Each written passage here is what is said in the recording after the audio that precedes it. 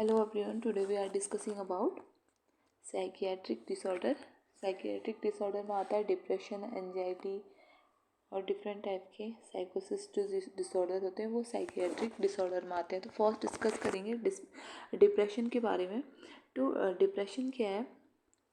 Depression की definition according to WHO depression is a common disorder characterized by sadness, loss of interest, pleasure, loss of interest या pleasure, feeling of guilty and low self worth, disturb sleep और appetite, feeling of tiredness और poor concentration.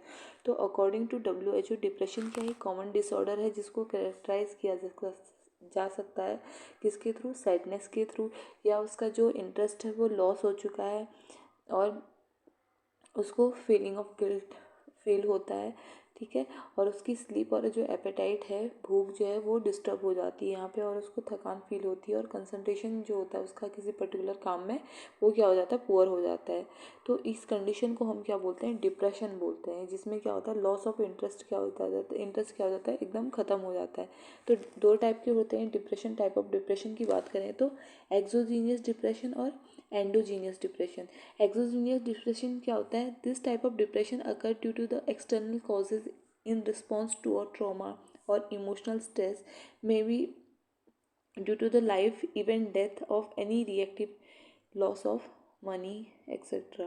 तो exogenous depression जो होता है इस एक type का डिप्रेशन है जो कि हमारा जो बाहर से इमोशनल ट्रॉमा है उसकी वजह से हमें डिप्रेशन होता है। हो सकता है किसी लाइफ में डेथ हो, कोई उसके पास्ट में कोई इंसिडेंट हो रहा हो, या सोशल ट्रॉमा उसे मिल रहा है, या लैक ऑफ मनी, उसके घर में कोई फाइनेंशियल प्रॉब्लम चल रही है, जिसकी वजह से क्या होता है? पेशेंट क्या होता है, जो पर्सन है वो डिप्रेशन में चले जाता है। इसी को बोलते हैं एक्सोजीनियस डिप्रेशन, जिसमें क्या होता है? सोशल ट्रॉमा के थ्रू क्या हो रहा है? किसी पर्सन पे प्रेशर पड़ रहा है, डिप्रेस हो जा रहा है, उसको बोलते हैं एक्सोजीनियस डिप्रेशन। सेकेंड है एंडोजीनियस डिप्रेशन, इसको बोलते हैं मेजर या unipolar depression. This type of depression occur in response to genetic और बायोकेमिकल इम्बैलेंस। इस टाइप का जो एंडोजीनियस डिप्रेशन होता है वो कब होता है? जब हमारे बॉडी में बायोकेमिकल इम्बैलेंस हो जाते हैं, जो भी न्यूरोट्रांसमीटर उनका इम्बैलेंस हो जाता है, या ये जेनेटिक हो सकता है, जिसकी वजह से क्या होता है? डिप्रेशन होता है। तो डिप्रेशन क्या है? एक टाइप की ऐसी कंडीशन है बॉडी में जिसमें क्या होता है? पेशेंट जो पर्सन है उसको लॉस ऑफ इंटरेस्ट हो जाता है, या सैडनेस हो जाता है, या डिफरेंट टाइप के उसके सिम्टम्स दिखने लग जाते हैं, जो कि दो टाइप का होता है, एक्सोजीनियस और एंडोजीनियस। एक्सोजीनियस की बात करें तो जिसमें सोशल ट्रॉमा है, सोशल ट्रॉमा या कोई भी उसके लाइफ में कोई भी इवेंट हो रहा है जिसकी वजह से पर्सन क्या हो रहा है? डिप्रेस हो रहा है। और एंडोजीनियस में क्या होता है? हमारे बॉडी में बायोकेमिकल इम्बैलेंस की वजह से जब डिप्रेशन होता है उसको बोलते हैं एंडोजीनियस डिप्रेशन।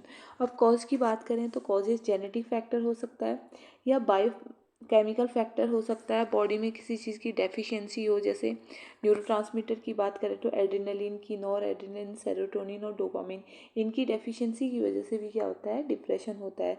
नेक्स्ट है एक्सटर्नल कॉज। एक्सटर्नल कॉज मतलब कि एक्सोजीनियस कॉज हमारे यहाँ पे हो सकते हैं।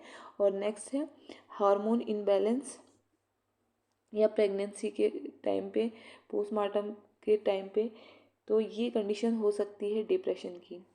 नेक्स्ट बात करते हैं, अब बात करते हैं पैथोजेनेसिस ऑफ डिप्रेशन। डिप्रेशन होता कैसे है? पैथोफिजियोलॉजी की बात करें, due to the etiological factor, या इटियोलॉजिकल या causative factor, both are same.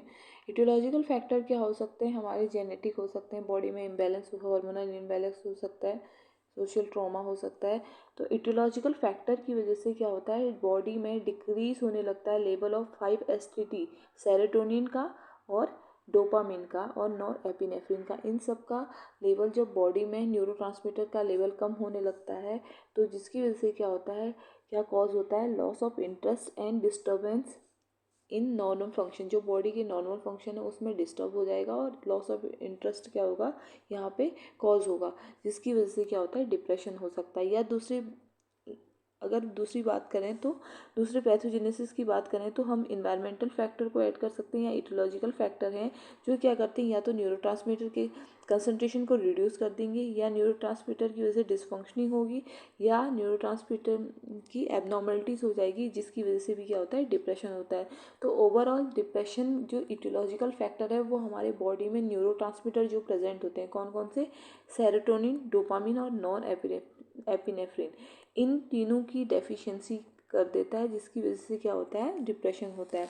हम सिम्टम्स की बात करें तो सिम्टम्स, अगर कोई पेशेंट डिप्रेशन का है तो क्या क्या उसके सिम्टम्स होंगे जिसकी वजह से हम उसको पता कर सकते हैं।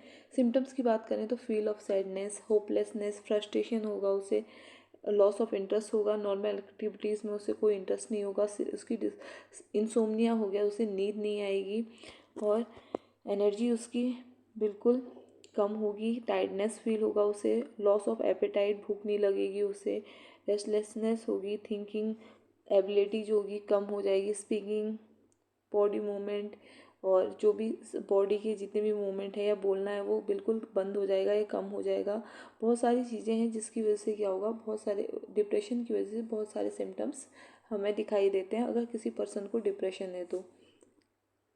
अब डायग्नोसिस की बात करें तो डायग्नोसिस फिजिकल एग्जामिनेशन कर सकते हैं, फिजिकल एग्जामिन के थ्रू हम पता कर सकते हैं, स्ट्रेस टेस्ट कर सकते हैं, होपलेसनेस कर पता कर सकते हैं, फीलिंग ऑफ सैडनेस उससे पता कर सकते हैं, टीयरफुलनेस और एम्प्टीनेस के थ्रू हम डायग्नोसिस कर सकते हैं। और नॉन फार्माकोलॉजिकल मैनेजमेंट की बात करें तो कॉग्निटिव बिहेवियर थेरेपी हम उसे दे सकते हैं, फैमिलियर हो सकते हैं, उसके साथ सप्लीमेंट्स दे सकते हैं जिससे क्या हो, एक्यूपेंचर जो भी थेरेपी दी जाती है, एक्यूपेंचर जो प्रेशर हम वहाँ के थ्रू हम क्या करते हैं, ट्रीट करते हैं, उसको हम दे सकते हैं, स्ट्रेस रिड्यूस कर सकते हैं, उसको मोटिवेट कर सकते हैं, मेडिसिन दे सकते हैं, साइकोलॉजिकल थेरेपी दे सकते हैं, एक्सरसाइज करा सकते हैं और अवॉइड कर सकते हैं अल्कोहल और स्मोकिंग, जिसकी वजह से क्या होगा, जो भी डिप्रेशन वाला पेशेंट है उसकी नॉन फार्माकोलॉजिकल थेरेपी के थ्रू मैनेज कर सकते हैं।